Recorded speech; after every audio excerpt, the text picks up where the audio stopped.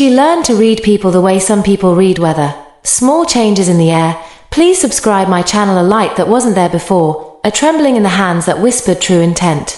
For 6 years Maya had believed in the life she'd built. A house warmed by 2 incomes, family dinners that hummed with polite laughter, a son whose late-night call she answered without thinking.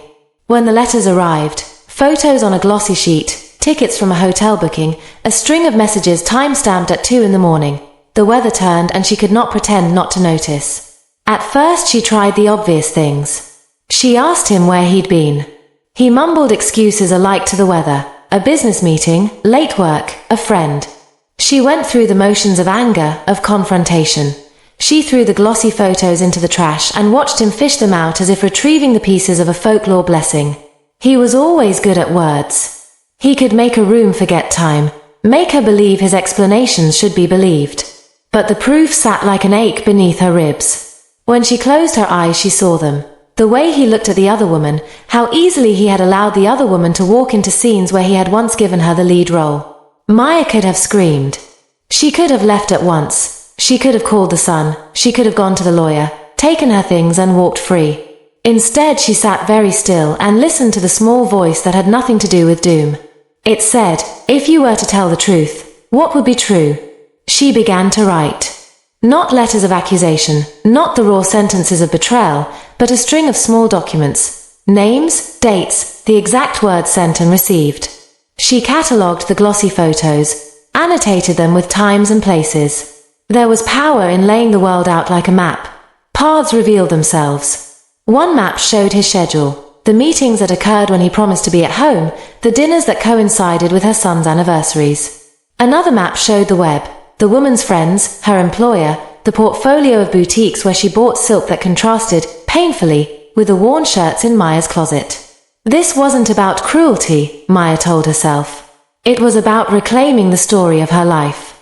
If he wanted a lie, she would answer with a truth so simple and so public it could not be waved away. She started at the edges. Small humiliations, the kind that gather public attention without leaving a mark.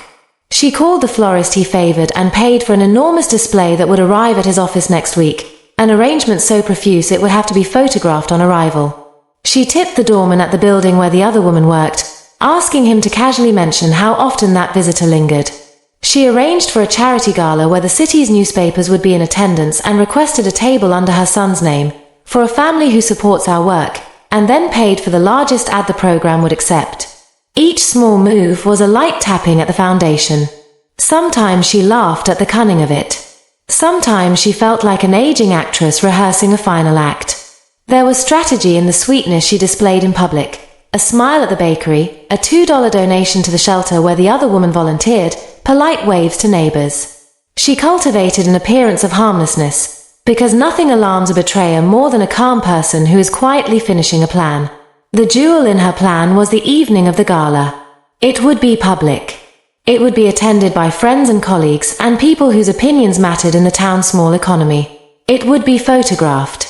It would be a place where reputations were made and unmade under the flash of the cameras and the curious whispering that travels like scent through ballrooms. The charity's theme that year was home, which suited Maya's private narrative perfectly. Home evokes intimacy but also accountability. It was a good word to pin to a liar. On the night of the gala, Maya arrived alone in a dress of deep green that made her eyes look sharp and awake. She wore a brooch he had given her 10 years ago. Not out of nostalgia, but because it was the last gift that she could now inherit as evidence. She sat with her son initially, letting him bask in the attention of his colleagues. She listened to speeches as if they were distant music and checked the program discreetly. When the director would speak, when the photographers would move to the center dais, when the founder would accept applause. Near the end of the ceremony, the host announced a special surprise, a presentation from the charity founders about unexpected ways families find their way home. Slides flickered behind them, the hall dimmed, and the crowd leaned forward. Maya's plan relied on a little invented truth, a montage she put together with painstaking care. She had spent weeks convincing a documentary student to help her craft it. Not about her marriage, not with accusations, but about the city's private life, a study of domesticity. The montage began with pleasant shots of neighborhoods and then slid, seamless and cinematic, into images she had collected. the hotel receipts, the screenshots of messages, evidence marked with dates across soft music. It was edited under the guise of a broader theme: the distances between people who inhabit the same home. The way Maya had arranged it, the montage would not accuse with raw words. It would present, and in presentation lived the real sting. The audience would see him, in his own social orbit, appearing in the film the way he appeared at work events, next to the woman in a photo that had been mailed to her address. The montage would play while the charity's patrons watched, and cameras would flash. She watched the lights fall upon his face as the montage rolled. At first he smiled, because he thought the montage was kindly, a background piece. Then the music shifted. The photos slid in. The hush that comes when a room notices something it was not meant to see wrapped around him like a cold shawl. He blinked, called to his companion, that bright young woman whose laughter was the color of new money, but she was not ready. The montage showed a receipt from a boutique attached to her name, a screenshot of a message confirming a date, a photograph of the two of them outside a hotel side entrance. There was nothing violent about the footage, nothing that could be called a trap. It was merely truth placed in the light. The flashbulbs opened like a sudden sky. Phones came up. People leaned forward. Her son sat rigid, his small jaw making a sound like a chair scraping on tile. People in the front rows shifted. He looked at her for the first time that night, and she did not look away. There was something in his expression, not an apology, not even surprise so much as a dawning horror as the house of lines he had drawn to protect himself began to show its seams. After the montage, the organizer invited the guests to file toward the reception in the adjoining hall. Maya rose and walked across the floor like someone going to collect a verdict. Cameras trailed. She could feel the buzz of the crowd, the low hum of 1,000 private conversations suddenly pointing at a single person.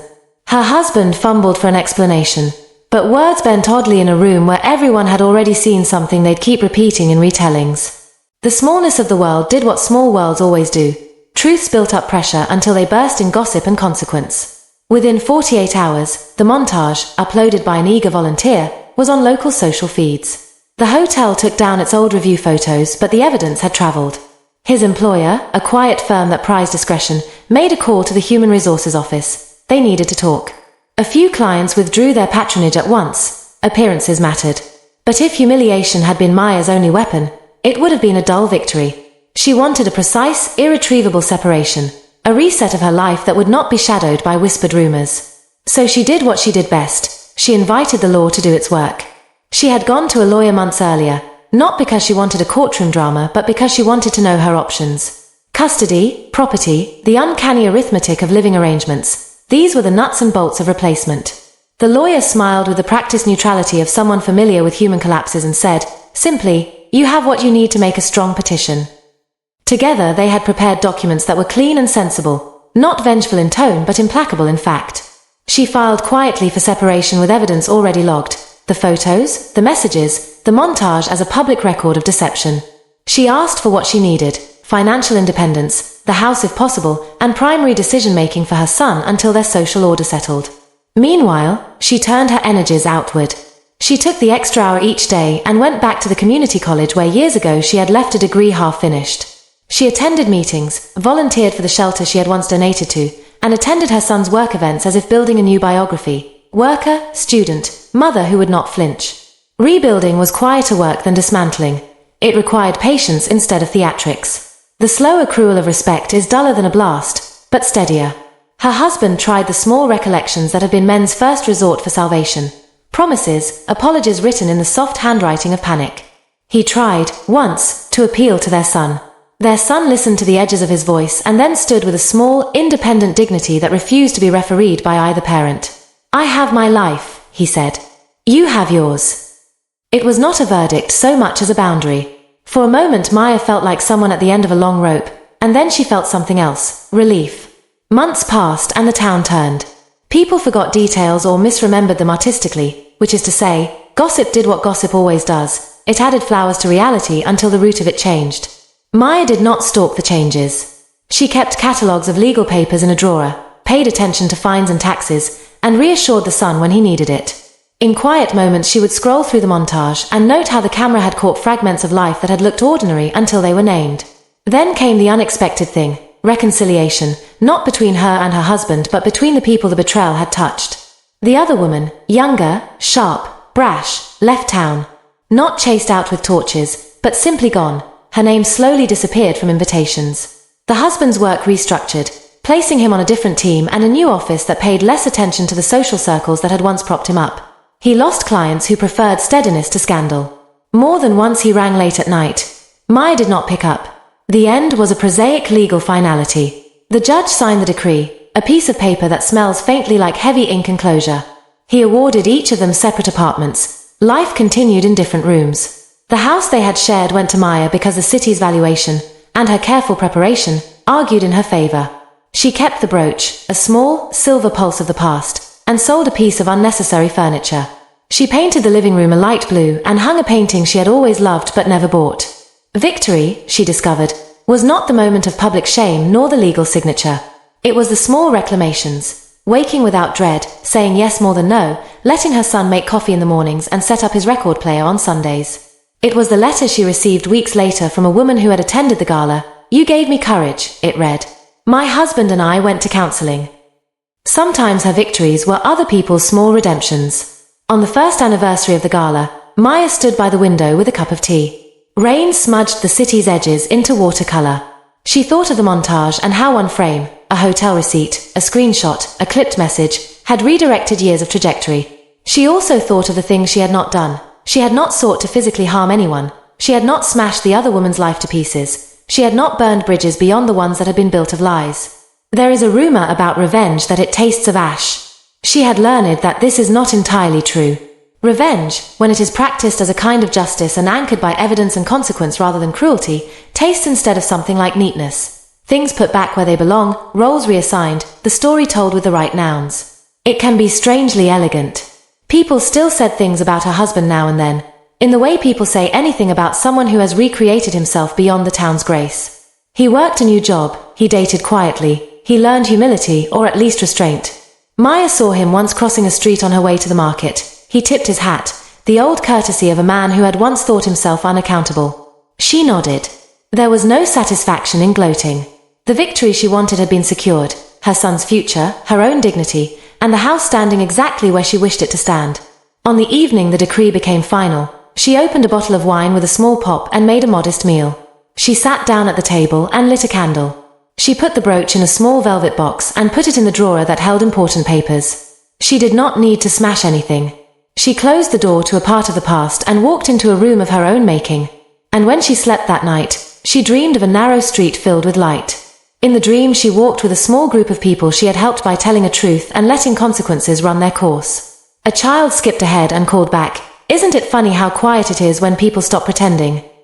She smiled and agreed. Outside, rain washed the city clean, and for once the weather felt like hers. Thanks watching for my video.